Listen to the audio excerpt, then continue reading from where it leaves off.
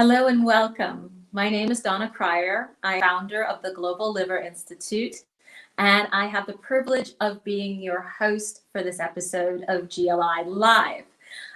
We have had a series of fascinating conversations with our colleagues in the renal health community. Think of no better way to wrap up this series and really bring it to its fullest potential with a chat with this guest who I have learned from for so much of my career in advocacy. So I just very jealously am grateful for this time to spend with her today. So our guest is LaVarne Burton. She is the president and CEO of the American, which is celebrating its 50th anniversary as an organization. And so LaVarne, welcome, and tell us all about AKF. Okay. Thank you so much, Donna, and it is my privilege to be with you. Thank you so much for inviting me, and I guess we have a mutual admiration society because I have watched your progress and your founding of the Global Liver Institute and your advocacy, which has just been tremendous.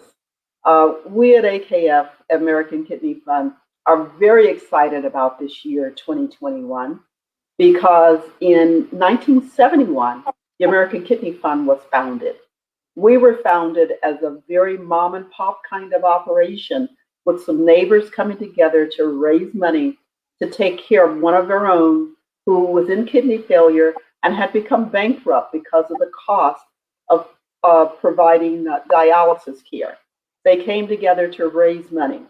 And over the years, we have developed into the largest organization in the country, providing assistance to make sure that when people are in kidney failure or if they've had transplants, can get the health care that they need by providing financial assistance. In addition, our efforts don't stop there. We are very focused on the front line in terms of trying to increase awareness about kidney disease and making sure that people know that they can manage, even if they already have an early stage of kidney disease, that kidney failure is not inevitable. And that indeed, there are certain things that you can look for that can help you prevent kidney disease to start even in the first place. And so we have grown in terms of the financial assistance that we've provided, our education, awareness programs, our research support over the years. Over the 50 years that we've been in existence, we looked back and did some counting. We've assisted more than 2 million people in terms of paying their health insurance premiums, getting medications, transportation to and from medical appointments. We have provided assistance to some of the leading nephrologist researchers around the country who are going on and doing great things in clinical research through our clinical scientists in nephrology program, where we support 2-year fellowships. We also have had screening education programs, both online and in communities throughout the country. But you pointed to what does it mean in terms of patients. And as part of our 50th year celebration, we did a video that's now online. And we looked at what difference have we made in the lives of people. And we looked at the number of individuals who shared with their stories about seeing a son graduate from high school and going on to college because they were able to get a transplant with our assistance. We had a patient a few years ago in Texas who almost lost her life because of the hurricane and was literally not able to get dialysis for almost a week. Our staff stayed on the phone with her, walked her through that, provided all the support that we could, and she's recently told us that she's become engaged. Those stories are really what make our day. They drive us, they inspire us, and just keep us going to want to continue to be there for patients. I think that relentless on mission and on patient impact is certainly key to your success and longevity and sustainability as an organization. But so many special skills and talents to this. And I would be remiss if I didn't take this opportunity, having spoken to and mentor young people of color, young women of color in particular, about what it would mean to be in the leadership of an advocacy organization. And if you would take just a few minutes about sort of how you got to your role of, diverse and wide-reaching advocacy organization, I think that would be instructive and helpful to so many.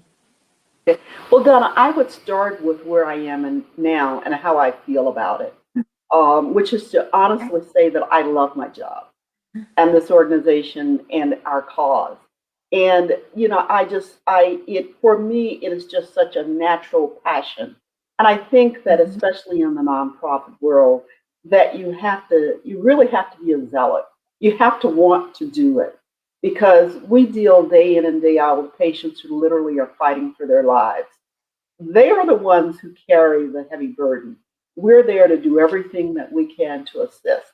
And in terms of how I got here, I spent a great deal of my career working in policy on Capitol Hill and then for the Clinton administration. And, as you in those positions, the one thing that always came up was that the United States, in areas where we should not expect to be, is really far behind. I think infant mortality is one of those areas where, as a leading world country, our figures in some parts of this nation really are at the level of developing countries. And you can take almost any disease and you see the same thing. And you take any disease and you see this great disparity between the majority population and people of color. And so for me, it's been an evolving passion around wanting to do something about that. In addition to the work that I had for the government, both political and non-political positions, I also worked for trade association. In fact, I headed the Pharmaceutical Care Management Association as their president for a number of years. And then came the opportunity to be with American Kidney Fund. And I felt that given the challenge of this organization and the incidence of the disease among people of color, that it really was something that I could do and that I could work at to fulfill that passion to make a difference. In terms of when you think about what are the skill sets, perhaps that brought me to where I am, I started my career actually at the old Health Education and Welfare Department, and actually started as a management intern. And much to my surprise, I took a very strong liking to doing things in the financial management and budget area, and spent a lot of time in that, both at HEW, and then went to Capitol Hill and worked for the House Budget Committee for quite a long time. All in budget, but focused on the health area. And so some of the things that I learned, which have really been so critical, I think, to my ability to perform. The budget skills are really, really critical.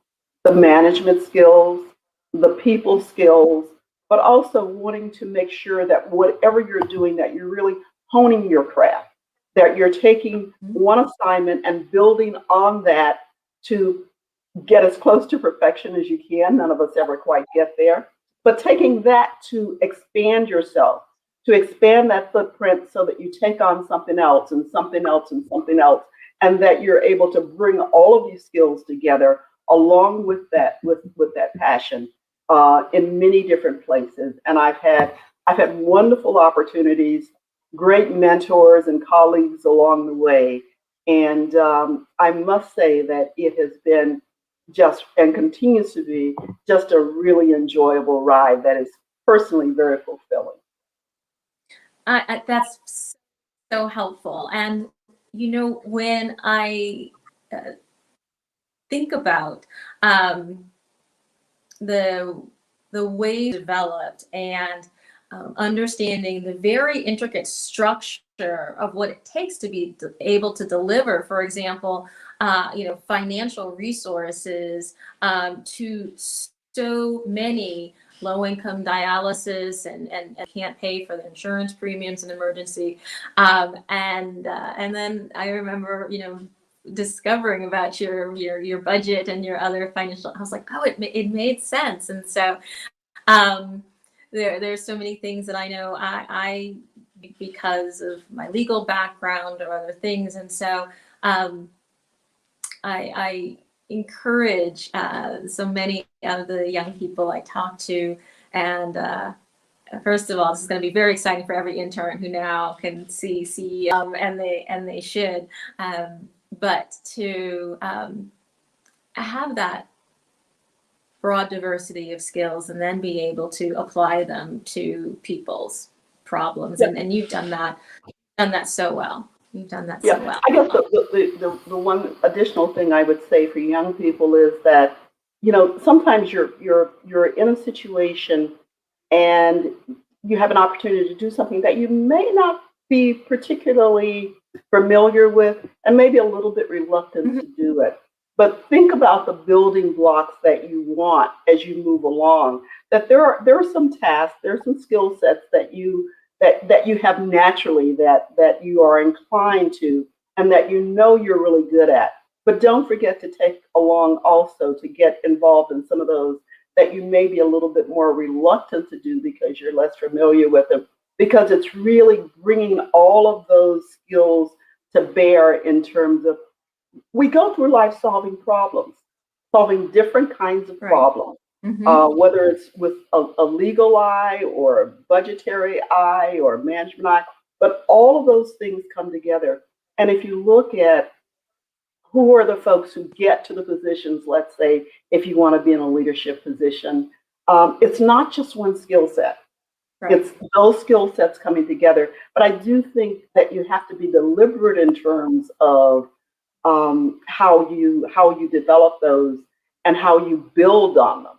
You don't just want disparate kinds of experiences that simply are a collection of experiences. What's your strategy? Where do you really want to go with this?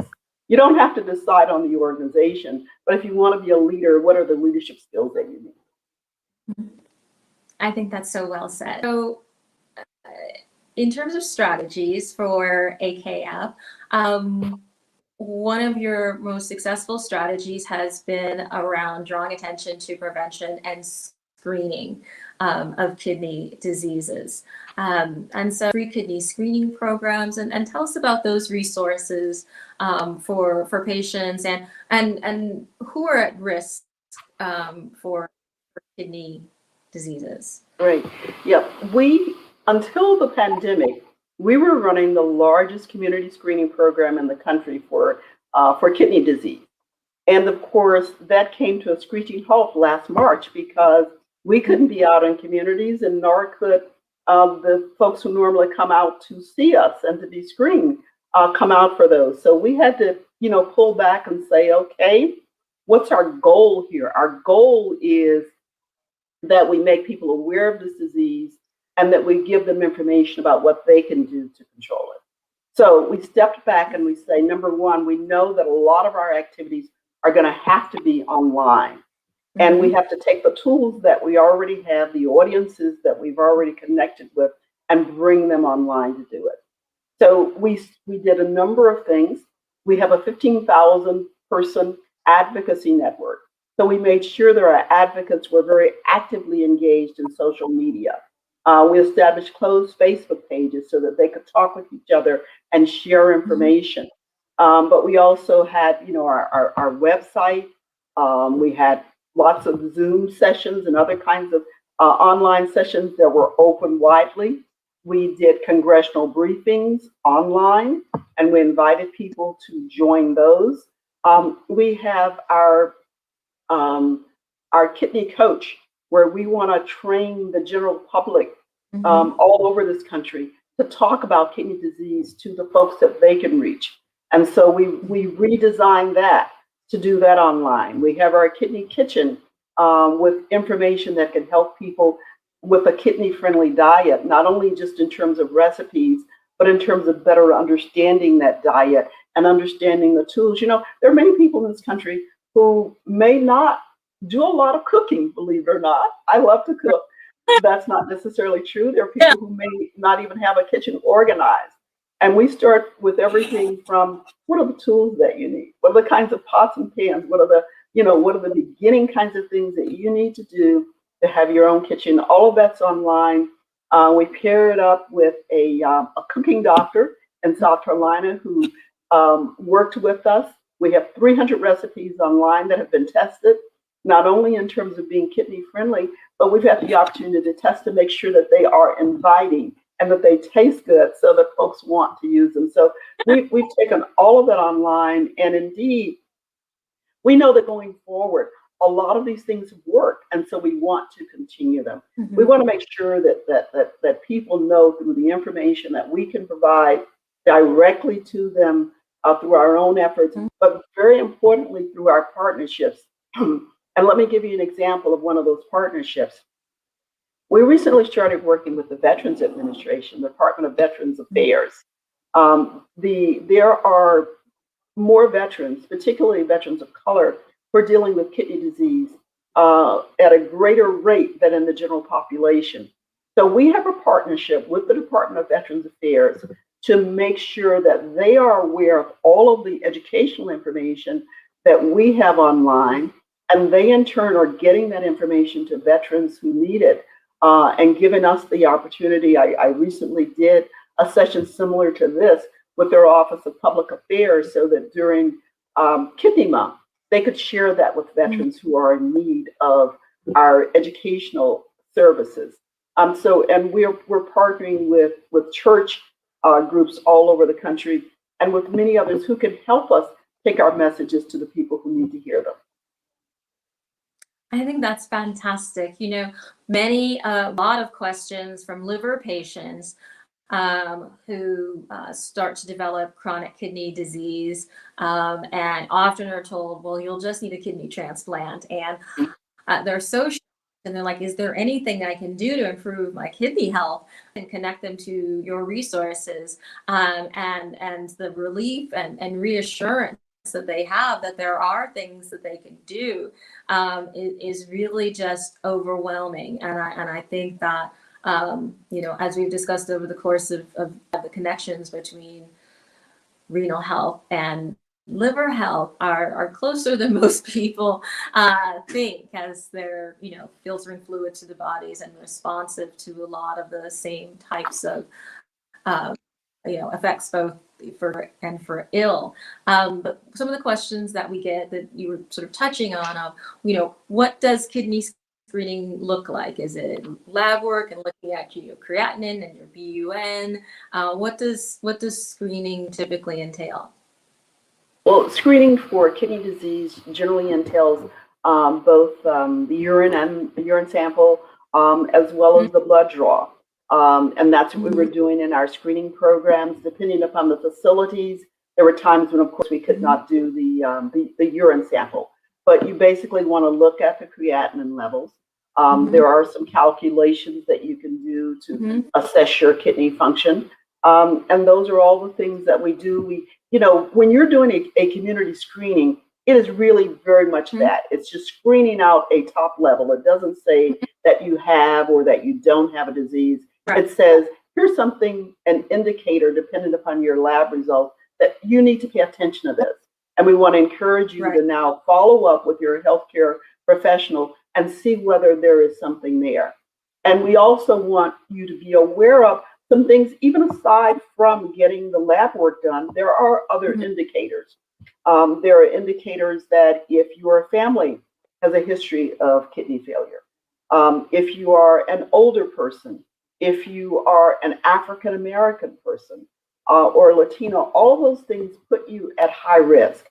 And so that means that you want to carefully follow your kidney health. It's something that you want to talk to your healthcare provider about, that when you do your normal annual physical, you want to look at what your numbers are and see whether there's something there to follow up. And if indeed there is an issue of concern, then there are things that you can do. The things that they tell us about everything that will keep us healthier, exercise and diet and all of those kinds of things, yes, they will help. In some cases where a person has high blood pressure or diabetes, those things put you at high risk.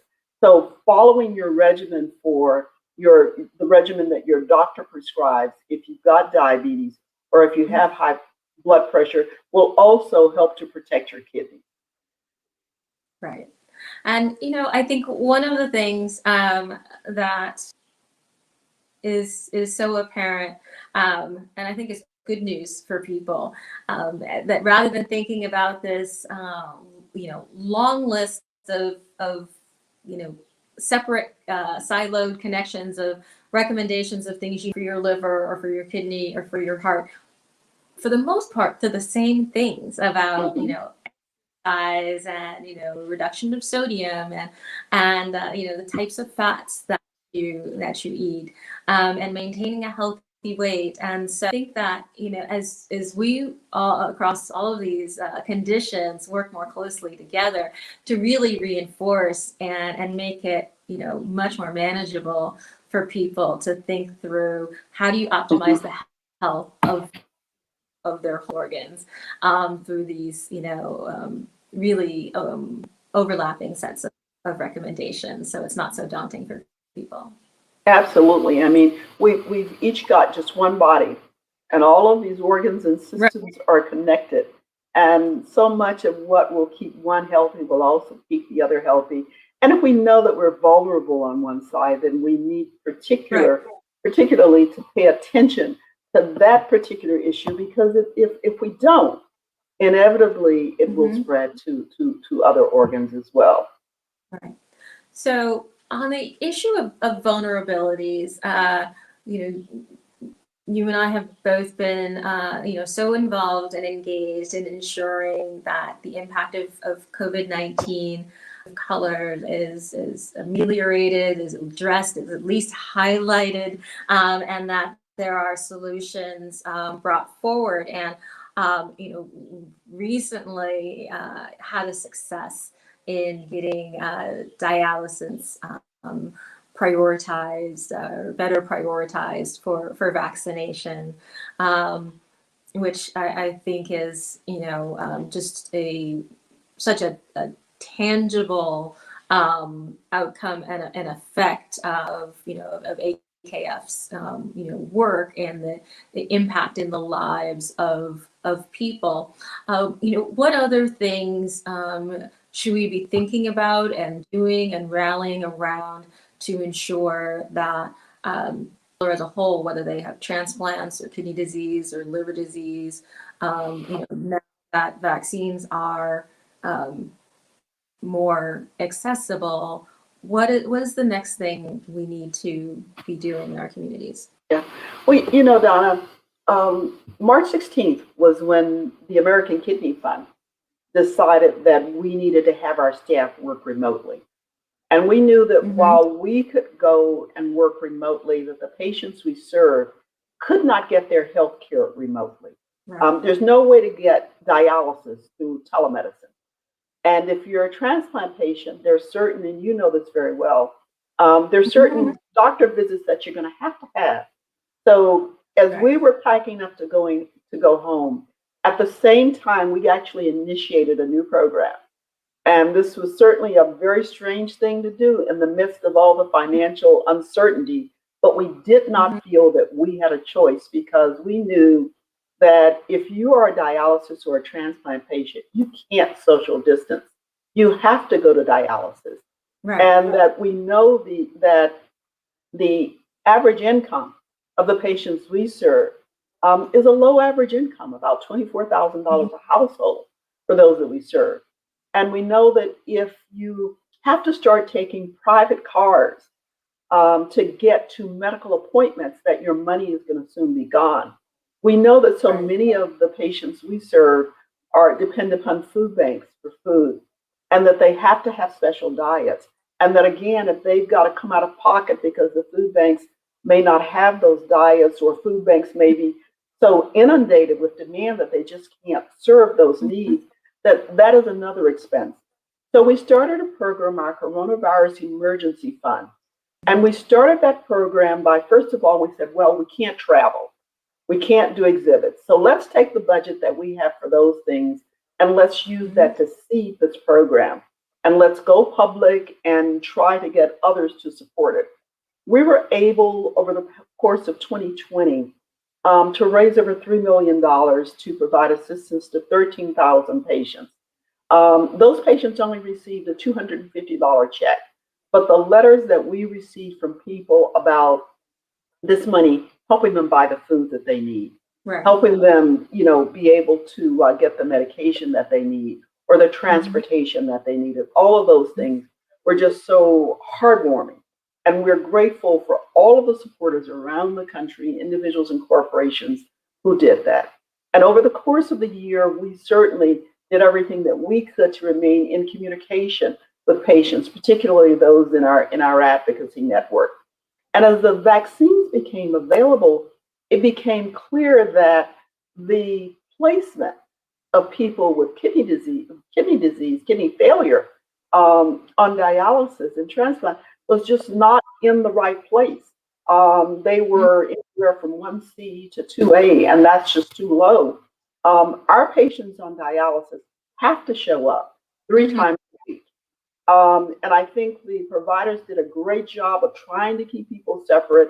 At one point, they even set up special centers for people who had tested positive, because the fact that you tested positive does not stop you from needing to go to dialysis. And let me make it clear, because some people don't understand. They think dialysis will cure you from your kidney disease.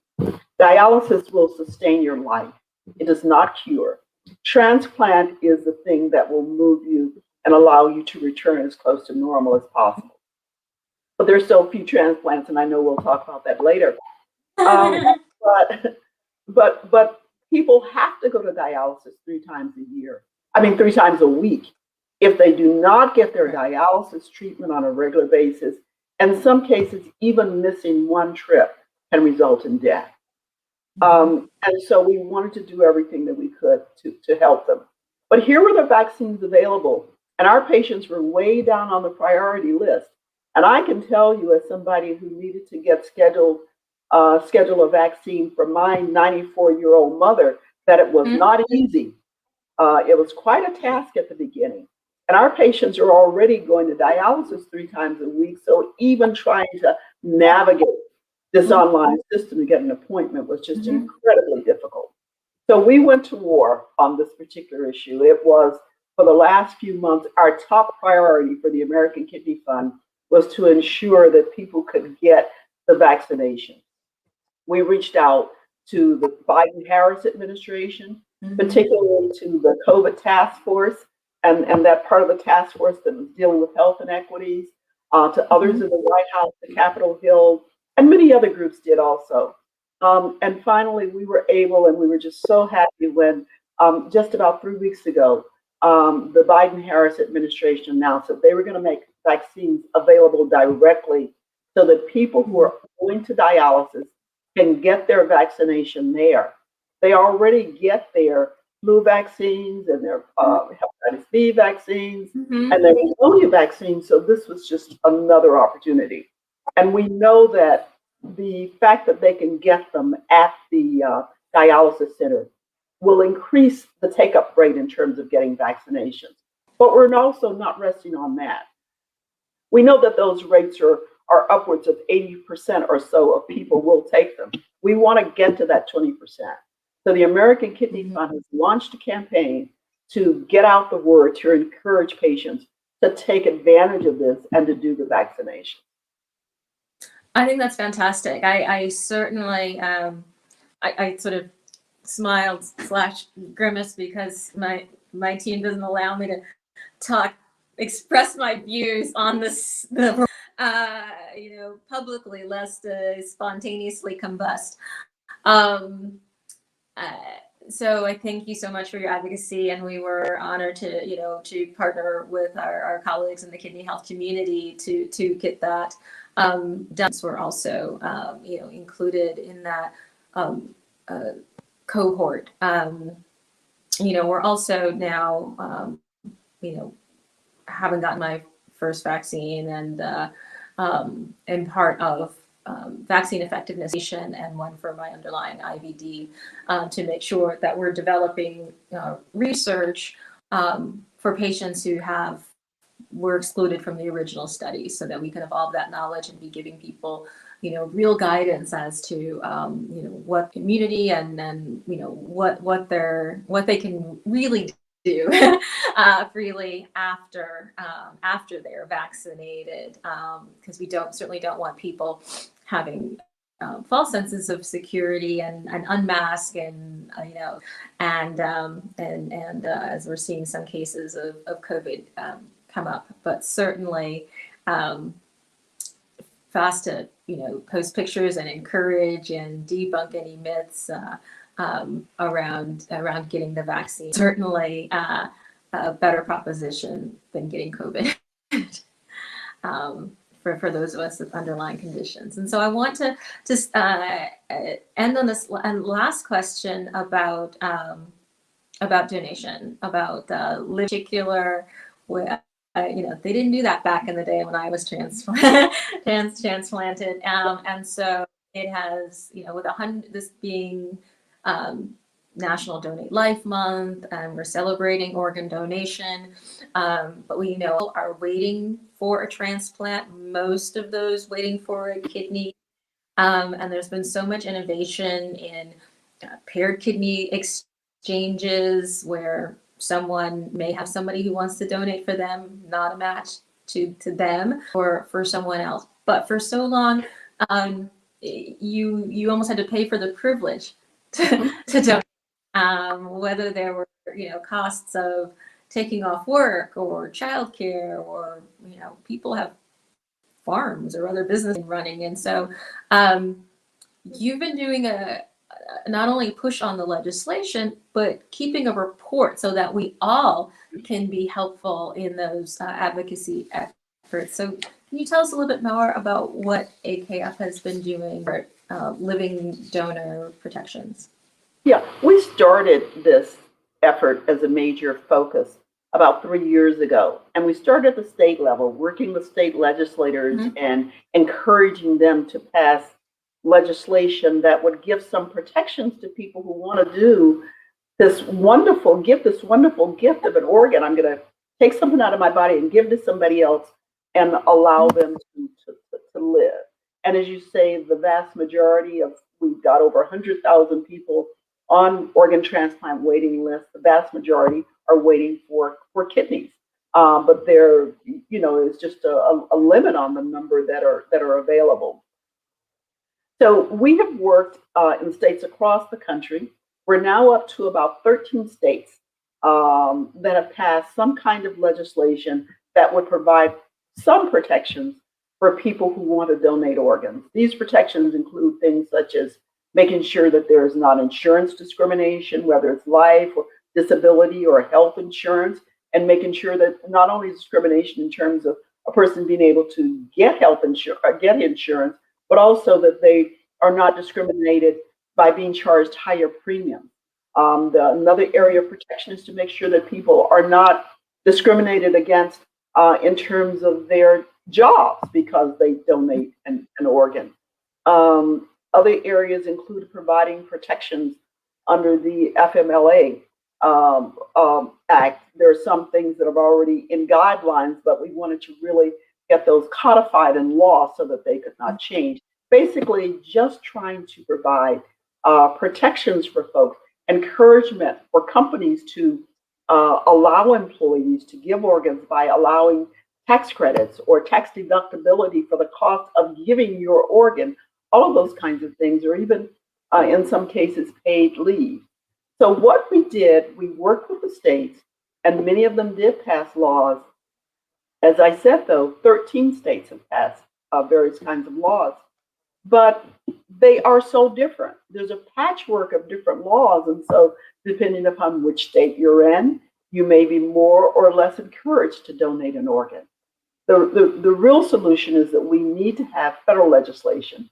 And there was something that was recently introduced, and we certainly strongly support that federal legislation.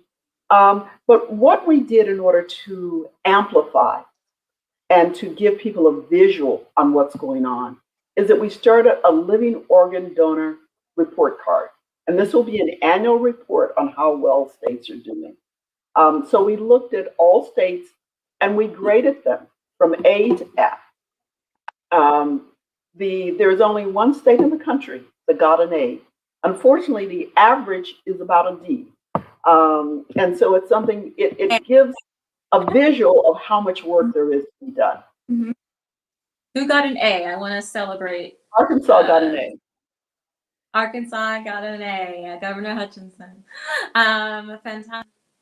I just want to thank you so much for this conversation today, for 50 years of excellence on the American Kidney Fund's work that is from educational resources to support to this leadership in policy that that impacts and lifts up and has ripple effects far beyond the kidney community. So from the liver community, I say thank you, partnership, and for Donna Cryer, I say thank you to you, LaVarne.